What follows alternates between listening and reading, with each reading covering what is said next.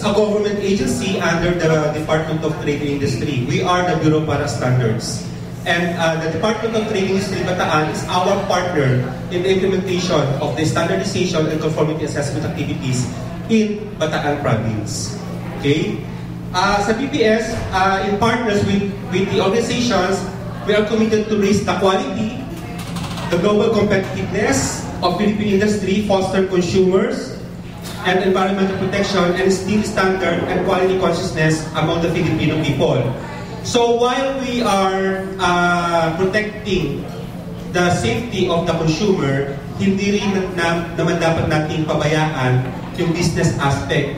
Magdalawa pong ano yan, mas napakahalaga sa pagtakbo ng ating ekonomiya. Protection ng consumer, pero at the same time, we have to level field yung issue about the business, especially those business engaged in manufacturing and distributing products under mandatory certification.